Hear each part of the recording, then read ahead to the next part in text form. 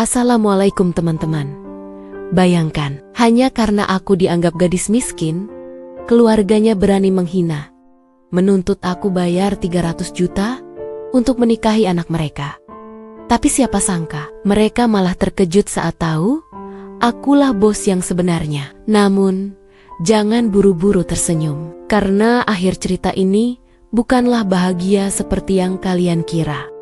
Aku, Alia, masih ingat jelas sore itu. Raka, kekasihku, mengajakku makan malam bersama keluarganya. Ia tampak gugup, tapi penuh harap. Aku ingin orang tuaku mengenalmu, Lai.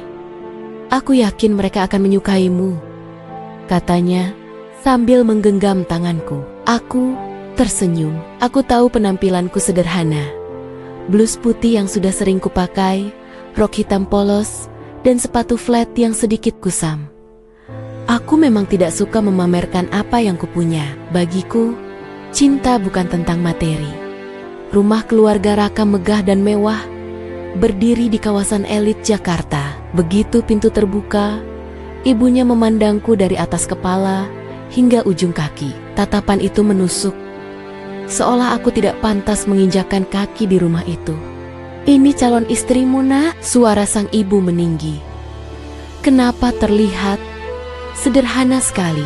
Aku menunduk, menahan diri. Raka buru-buru menenangkan. "Bu, Alia baik, pintar, pekerja keras. Kalian akan menyukainya kalau mengenalnya lebih jauh." Tapi makan malam itu berubah jadi interogasi. Ayah Raka menanyakan pekerjaanku, tabungan, bahkan gaji bulanan. Aku menjawab singkat, tidak mau membanggakan apapun. Namun semakin aku diam, semakin mereka merasa berhak merendahkanku. "Perempuan harus jelas asal-usulnya," kata sang ibu. "Kamu tidak terlihat dari keluarga berada. Apa bisa menjamin masa depan anak kami?" Dadaku sesak. Aku hanya bisa tersenyum tipis, mencoba menahan air mata. Malam itu, aku pulang dengan hati berat. Raka menggenggam tanganku di depan rumah. "Maaf, Lai. Mereka hanya butuh waktu." Aku mengangguk. Meski dalam hati aku bertanya, apakah cinta bisa bertahan di tengah tatapan hina seperti itu? Beberapa hari setelah pertemuan itu, Raka datang ke kosku dengan wajah murung. Aku membuatkan teh hangat, mencoba mencairkan suasana. "Ada apa? Kok wajahmu tegang begitu?" Ia menatapku lama sebelum bicara. "Orang tuaku. Mereka memberi syarat." Aku mengerutkan kening. "Syarat apa?" Raka menarik napas panjang. "Mereka bilang, kalau kita ingin menikah, kamu harus menyerahkan 300 juta sebagai mahar sekaligus bukti keseriusan." Tanganku gemetar. 300 juta. Ya, mereka bilang itu demi menjaga martabat keluarga. Aku tertawa getir. "Martabat? Jadi aku harus membeli tempat di keluarga kalian dengan uang?" Raka menunduk. "Aku tidak setuju, Lai. Tapi aku tidak bisa melawan mereka. Aku berharap kita bisa mencari jalan keluar." Aku menatapnya dengan mata berkaca. "Dan ketika ibumu merendahkanku, kamu diam saja. Ketika ayahmu menuntut uang, kamu juga diam. Aku harus percaya bahwa cintamu tulus." Raka menggenggam tanganku erat. "Aku mencintaimu, Lai. Tapi aku juga tidak mau kehilangan keluargaku." Air mataku jatuh tanpa bisa kutahan. Malam itu, aku sadar, cinta kami tidak hanya tentang dua hati. Ada tembok tinggi bernama gengsi keluarga yang berdiri di antara kami. Sejak tuntutan itu, aku jarang tidur nyenyak. Kata-kata calon mertuaku berputar-putar di kepala. Aku merasa rendah, seolah cintaku tidak pernah cukup. Di kantor, aku tetap tersenyum, memberi instruksi pada tim, memimpin rapat penting. Mereka tidak tahu, di balik senyum itu, hatiku sedang hancur. Suatu malam, aku berdiri di depan cermin. Aku bukan gadis miskin. Aku mampu membeli rumah, mobil, bahkan lebih. Tapi aku memilih hidup sederhana, karena aku ingin dicintai apa adanya, bukan karena uang. Namun ternyata, Justru kesederhanaanku membuatku diinjak. Aku mencoba bicara dengan Raka. Raka, kalau aku tidak bisa memenuhi permintaan orang tuamu, apa kamu masih tetap bersamaku? Raka terdiam lama, matanya berkaca, tapi bibirnya tak sanggup menjawab. Diamnya itu lebih menyakitkan daripada kata-kata kasar. Saat itu aku tahu, aku berjuang sendirian. Aku mencintainya, tapi apakah cinta cukup untuk melawan dunia yang hanya melihat harta?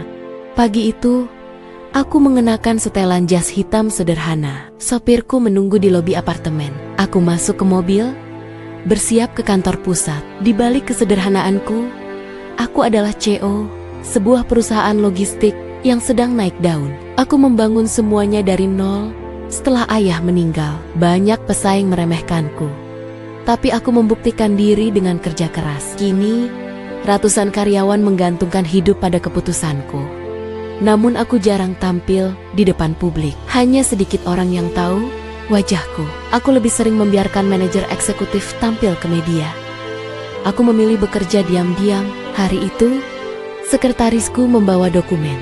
Bu, ada proposal kerjasama baru dari perusahaan besar milik keluarga, Surya. Aku tertegun. Surya itu nama ayah Raka. Tanganku bergetar ketika membuka berkas. Ya Tuhan, perusahaan calon mertuaku ingin bekerja sama dengan perusahaanku. Aku menutup map itu perlahan. Takdir benar-benar punya caranya sendiri. Mereka menuntut aku bayar 300 juta. Padahal sebentar lagi, mereka yang akan bergantung pada perusahaan milikku. Hatiku berdebar. Inilah saatnya. Hari rapat besar itu tiba. Aku memutuskan hadir sendiri. Biasanya aku jarang muncul, tapi kali ini aku ingin berdiri di depan mereka. Ruang rapat besar dipenuhi eksekutif perusahaan keluarga Surya. Raka tidak ada, hanya ayah dan ibunya yang duduk angkuh. Mereka tersenyum ramah pada semua orang, tak tahu siapa yang akan masuk. Sekretaris membuka pintu. Aku melangkah masuk dengan tenang, mengenakan setelan elegan berwarna navy, rambut disanggul rapi. Selamat pagi, saya Alia, CEO perusahaan ini. Senang akhirnya bisa bertemu langsung dengan Anda semua. Ruangan seketika hening. Wajah ayah Raka berubah pucat. Ibunya menutup mulut, matanya melebar tak percaya. Anda, CEO? Suara ayah Raka bergetar. Aku tersenyum tipis. Ya, perusahaan Anda mengajukan proposal kerjasama dengan kami. Dan mulai hari ini, kita akan banyak berurusan. Seketika, semua mata memandang mereka. Malu, terkejut, tak tahu harus berbuat apa. Aku menatap mereka tajam. Dalam hatiku, ada kepuasan akhirnya. Mereka tahu siapa yang mereka remehkan. Namun entah kenapa, rasa kosong justru menyelinap. Aku berhasil membalas. Tapi hatiku tetap terasa hancur. Karena aku tahu, hubungan ini tidak akan pernah sama lagi. Setelah pertemuan itu, suasana rapat menjadi canggung. Ayah Raka, yang biasanya angkuh, kini berulang kali membetulkan dasi. Ibunya menunduk, tak lagi menatapku dengan tatapan merendahkan seperti dulu. Bu Alia, maafkan kami kalau ada kata-kata yang kurang berkenan sebelumnya, ucap ayah Raka dengan nada bergetar. Aku hanya tersenyum tipis. Tak masalah, Pak. Dunia bisnis bukan tempat untuk menyimpan dendam pribadi. Namun dalam hatiku, kata-katanya dulu terngiang jelas.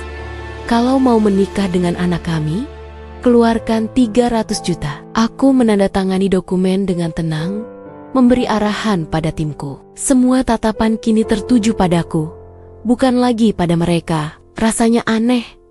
Dulu aku dianggap tak pantas, kini aku berdiri di atas mereka.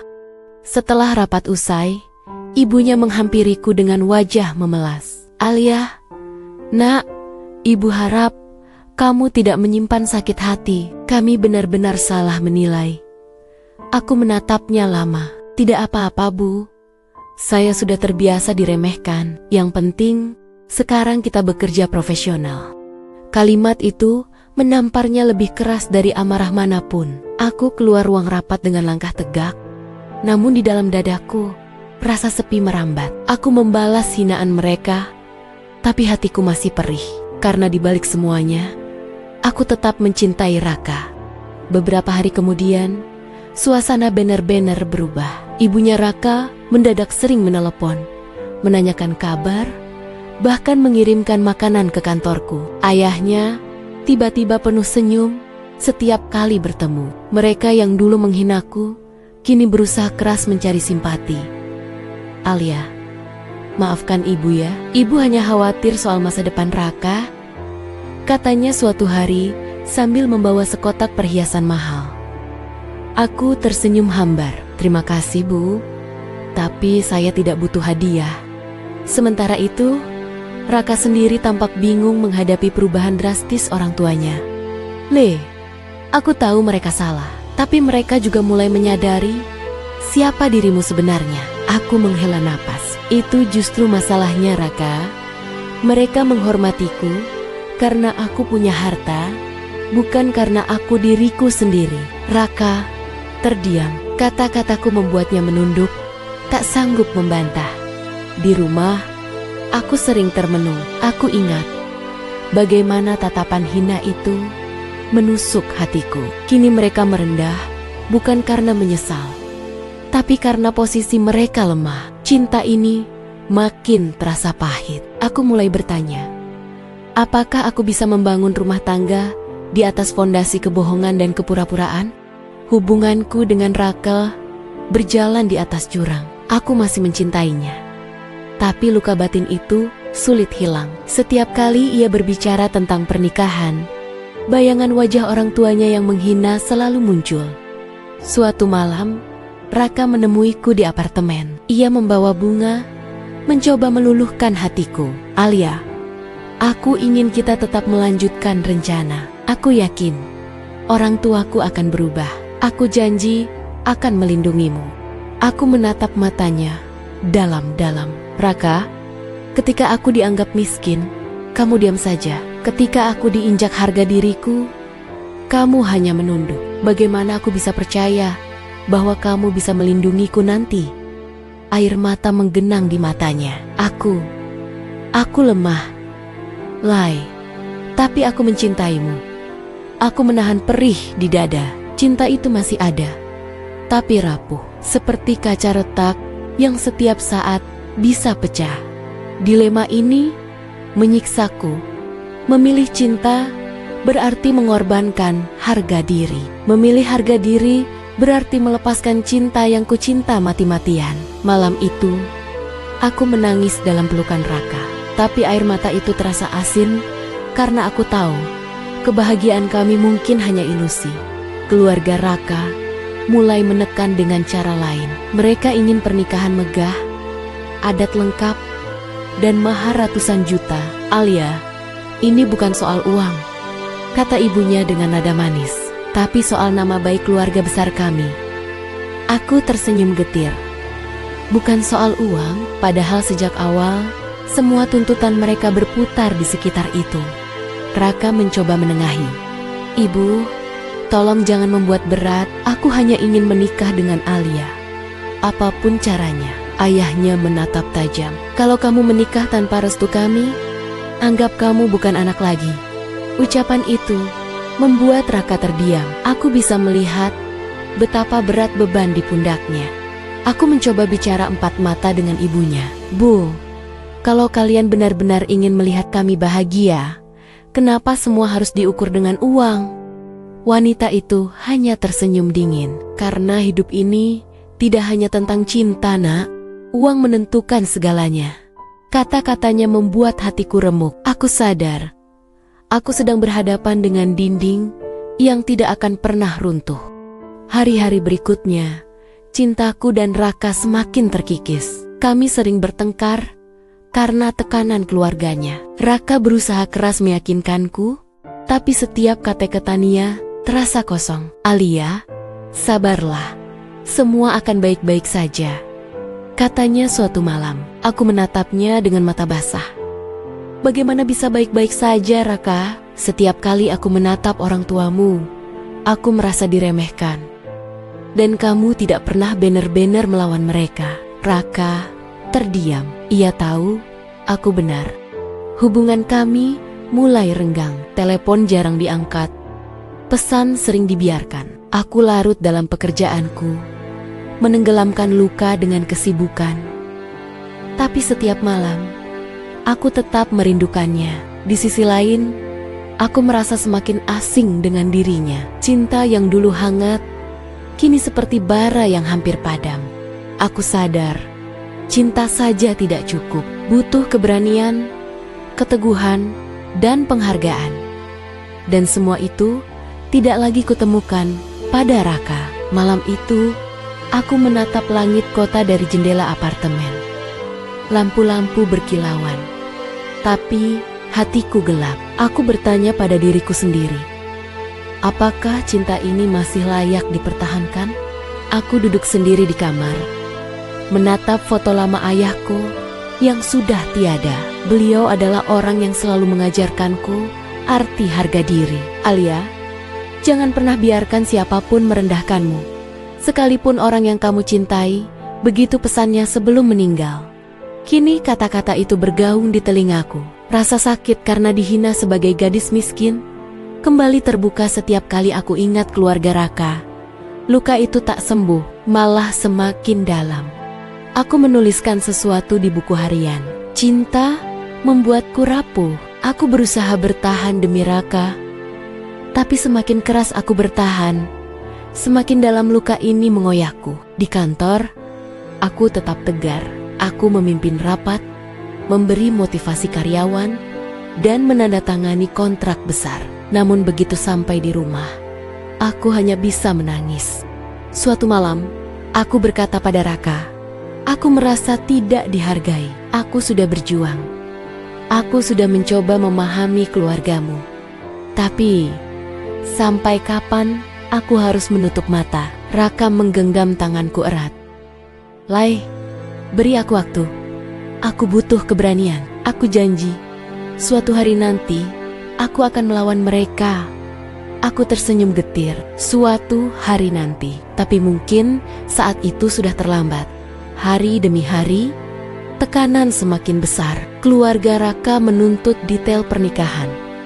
Gedung bintang 5, dekorasi mewah, tamu ribuan. Aku hanya ingin pesta sederhana. Tapi mereka menolak mentah-mentah. Alia, kamu kan punya uang, kenapa pelit untuk pernikahanmu sendiri? Sindir ibunya. Aku menatapnya tajam. Bukan soal pelit, Bu. Aku hanya tidak suka menghamburkan uang demi gengsi. Ayahnya menepuk meja. Kalau begitu, batalkan saja. Anak saya tidak butuh istri yang tidak tahu adat. Raka mencoba menengahi. Ayah, tolong. Jangan begini. Tapi ayahnya menghardik. Diam kamu, jangan sok membela. Kalau hidupmu masih bergantung pada keluarga ini. Aku berdiri, menahan air mata. Baik, kalau memang pernikahan ini hanya akan menjadi ajang pamer, mungkin lebih baik aku mundur. Semua terdiam. Raka menatapku dengan wajah putus asa. Aku menambahkan, aku ingin menikah karena cinta, bukan karena gengsi. Hari itu aku resmi menunda pernikahan. Dan dalam hati, aku mulai meyakini ini mungkin awal dari akhir. Beberapa hari kemudian, aku dan Raka bertengkar hebat. Ia datang ke apartemenku, wajahnya lelah dan kusut. Alia, kenapa kamu tidak bisa sedikit mengalah? Mereka orang tuaku. Aku tidak bisa terus-terusan melawan. Aku menatapnya dengan marah. Raka, mengalah. Dari awal aku sudah mengalah. Aku diam saat mereka menghina. Aku diam saat mereka menuntut 300 juta. Aku bahkan mencoba menerima semua tuntutan gila itu. Tapi sampai kapan? Raka membentak. Kamu tidak mengerti posisiku. Aku tercekat. Selama ini aku berusaha memahami. Tapi rupanya dia yang tidak pernah mencoba mengerti perasaanku. Air mata jatuh. Aku hanya ingin kamu berdiri di sisiku. Meski sekali saja, tapi ternyata aku terlalu berharap. Raka terdiam. Wajahnya penuh rasa bersalah. Ia mencoba meraih tanganku, tapi aku menepisnya. Pergi, Raka. Aku butuh waktu sendiri. Ia akhirnya pergi, meninggalkanku dalam kamar yang terasa lebih dingin dari sebelumnya. Malam itu aku menangis tanpa suara, merasakan retaknya cinta kami semakin nyata. Aku mengurung diri beberapa hari, mencoba menenangkan hati. Dalam kesendirian, aku menimbang, apakah aku masih bisa melanjutkan hubungan ini atau harus berhenti. Di satu sisi, cintaku pada Raka masih ada. Ia adalah pria yang pernah membuatku tertawa, pria yang selalu ada di sisiku saat aku lelah bekerja. Tapi di sisi lain, aku tidak bisa menutup mata pada kenyataan. Ia terlalu lemah menghadapi keluarganya. Suatu malam, aku bermimpi bertemu ayahku. Dalam mimpi itu, beliau berkata, "Nak, jangan korbankan harga dirimu hanya demi cinta. Cinta yang sejati akan memperjuangkanmu, bukan membuatmu jatuh." Aku terbangun dengan air mata. Hati kecilku tahu, aku harus memilih harga diriku. Namun ketika Raka datang lagi, memohon dengan mata berkaca, aku goyah. "Alia, jangan tinggalkan aku. Aku akan berubah. Aku janji akan melawan mereka kalau itu yang kamu mau." Aku menatapnya dengan tatapan penuh luka. Kenapa janji itu baru keluar setelah semuanya hancur? Hari itu akhirnya tiba. Aku mengumpulkan keberanian untuk mengambil keputusan. Di hadapan Raka dan keluarganya, aku berkata dengan suara tegas meski bergetar, "Pernikahan ini aku batalkan." Ruangan langsung hening. Ibunya menatapku tak percaya. Ayahnya melotot marah. Raka langsung pucat pasi. "Alia, jangan! Tolong, jangan lakukan ini," pinta Raka dengan suara bergetar. Aku menatapnya dengan air mata. "Aku mencintaimu, Raka, tapi aku mencintai diriku sendiri lebih. Aku tidak bisa hidup dalam penghinaan terus-menerus. Aku tidak bisa menikah denganmu hanya untuk menjadi boneka keluargamu." Ibunya terbelalak. Ayahnya menepuk meja keras. Tapi aku tak peduli. Aku berdiri, mengambil tas, dan berjalan keluar dengan langkah gemetar. Raka mengejarku sampai halaman. "Alia, jangan pergi, aku butuh kamu." Aku berhenti sejenak, menoleh dengan air mata jatuh. "Aku juga butuh kamu, Raka. Tapi kamu tak pernah benar-benar berani memperjuangkanku." Lalu aku pergi, meninggalkan cinta yang pernah kuanggap segalanya. Malam itu, aku merasa hampa. Aku berhasil mempertahankan harga diriku, tapi dengan harga kehilangan orang yang kucintai.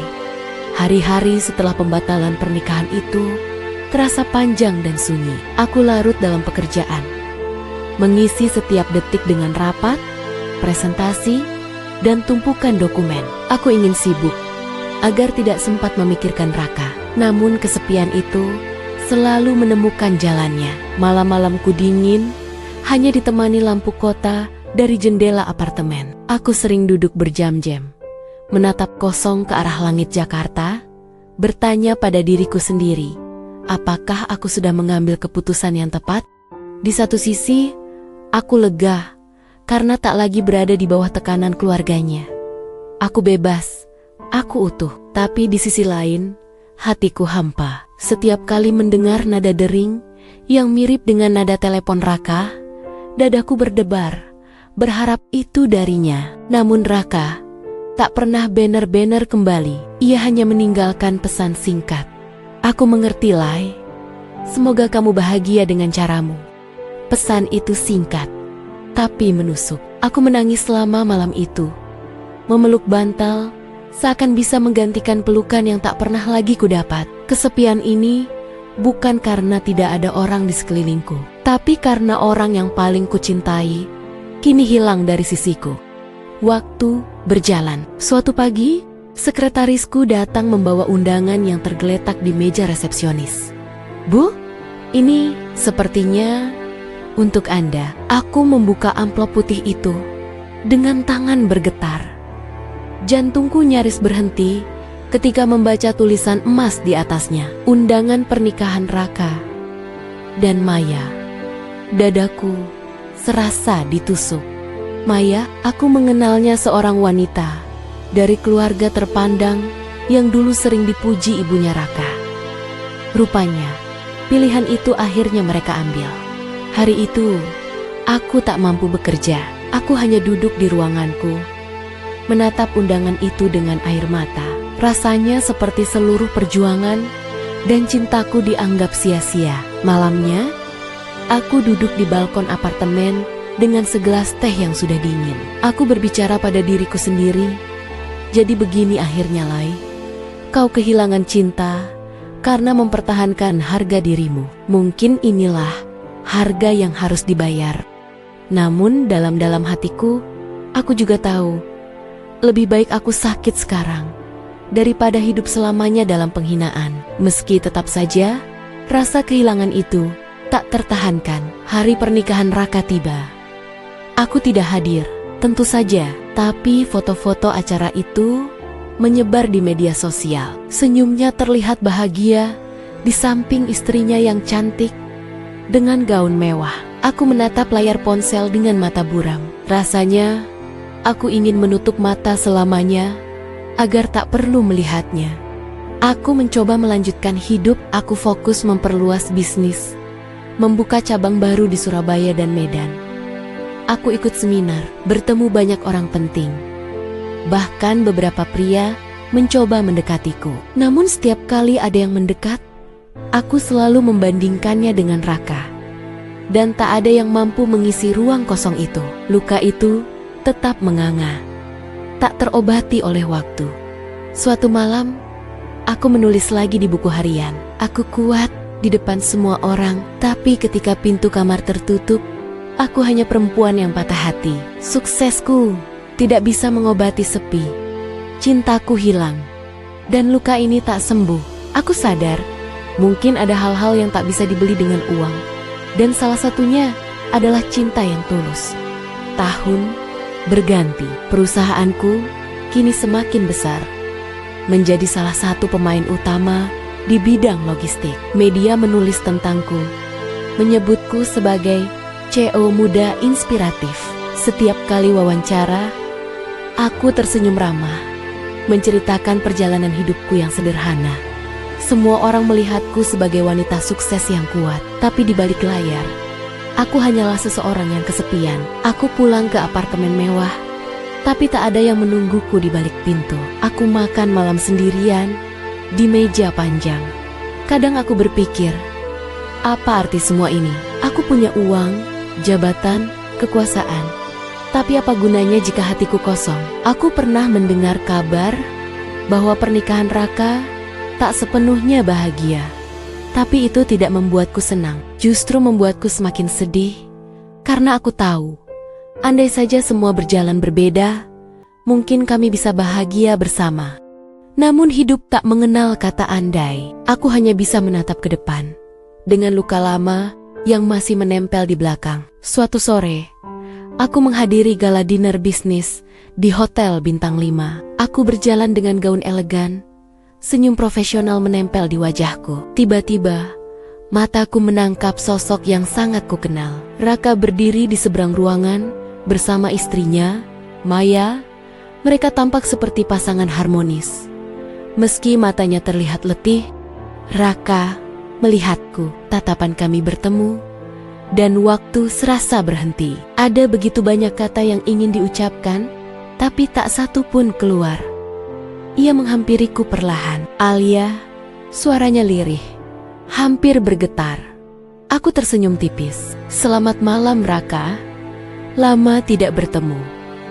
Maya datang merangkul lengannya. Sayang, ayo kita duduk. Suaranya lembut tapi penuh kepemilikan. Aku mengangguk sopan, lalu berpaling. Tapi sebelum pergi, aku mendengar Raka berbisik lirih cukup untuk telingaku saja. Maafkan aku masih mencintaimu. Aku tercekat, air mata hampir jatuh. Tapi aku tahan dengan sekuat tenaga. Aku melangkah pergi dengan kepala tegak, meski hatiku kembali hancur berkeping. Setelah pertemuan tak terduga di gala dinner itu, aku pulang dengan langkah gemetar. Begitu pintu apartemen tertutup, air mata yang kutahan akhirnya jatuh deras. Ucapan Raka terus bergema. Aku masih mencintaimu. Kata-kata itu seperti pedang bermata dua membuktikan bahwa cintanya tidak pernah hilang, tapi juga menyayat hatiku karena aku tahu ia bukan lagi milikku. Aku menatap bayangan diriku di cermin. Wanita dengan gaun elegan, make up sempurna, dan wajah penuh air mata. Kamu sudah menang, Lai. Aku berbisik pada bayangan itu. Tapi kenapa kemenangan ini terasa lebih pahit daripada kekalahan? Di hati kecilku, aku berharap Raka benar-benar berjuang dulu. Satu kali saja ia berdiri membelaku. Mungkin semua ini takkan berakhir begini, tapi ia memilih diam. Dan aku memilih pergi. Kini, tak ada jalan kembali. Malam itu, aku menulis lagi di buku harian. Aku kuat di mata dunia, tapi hancur di dalam. Cinta kami berakhir, bukan karena tidak saling mencintai, tapi karena kami tidak cukup berani memperjuangkannya. Malam-malamku kembali sepi. Apartemen mewahku seperti penjara berlapis emas. Aku punya segalanya, uang, jabatan, kekuasaan, tapi tidak ada yang bisa kupeluk ketika dingin datang.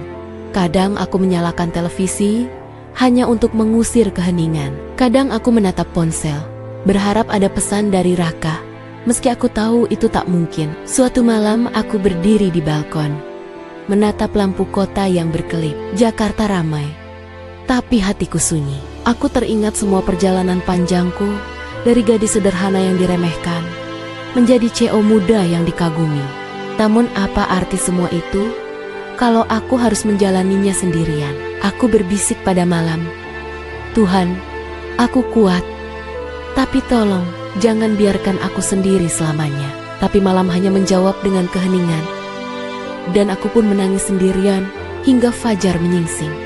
Aku mulai menulis surat untuk Raka, bukan untuk dikirim, hanya untuk menuangkan isi hati yang tak sanggup kuucapkan. Raka, andai saja waktu bisa diputar, aku ingin kita kembali ke masa kuliah, saat kita tertawa tanpa peduli dunia. Aku ingin kamu tahu, aku tidak pernah marah karena kamu miskin atau kaya. Aku hanya ingin kamu berani untukku, tapi kamu memilih keluargamu, dan aku memilih diriku sendiri. Kita sama-sama kalah, bukan? Surat itu panjang, penuh dengan kenangan, luka, dan cinta yang masih tersisa. Tapi setelah selesai, aku melipatnya rapi dan menyimpannya di laci. Aku tahu surat itu tidak akan pernah sampai ke tangannya.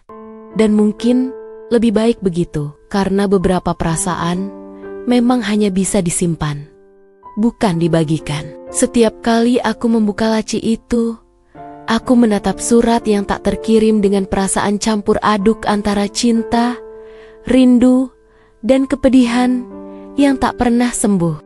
Beberapa bulan kemudian, aku menghadiri sebuah konferensi bisnis. Saat sesi istirahat, aku tanpa sengaja melihat Raka di kejauhan. Ia sendirian. Wajahnya lebih tua, matanya sayu. Ia menghampiriku perlahan. Alia, boleh aku bicara sebentar? Aku mengangguk. Kami duduk di pojok ruangan, jauh dari keramaian. Aku salah, katanya lirih. Aku pengecut. Aku tidak pernah berani melawan orang tuaku. Dan sekarang, aku menyesal. Aku menikah, tapi aku tidak bahagia. Aku masih mencintai mulai. Air mataku jatuh tanpa bisa kutahan. Kenapa baru sekarang, Raka? Kenapa tidak dulu? Saat aku masih menunggu, ia menggenggam tanganku erat, tapi aku menepisnya. Kita sudah terlambat. Kamu sudah punya istri, dan aku tidak mau menjadi orang ketiga. Cinta kita mati bukan karena hilang, tapi karena waktu dan keadaan membunuhnya. Kami saling menatap lama, sampai akhirnya aku berdiri dan pergi. Setiap langkah menjauh darinya terasa seperti pecahan kaca yang melukai kakiku.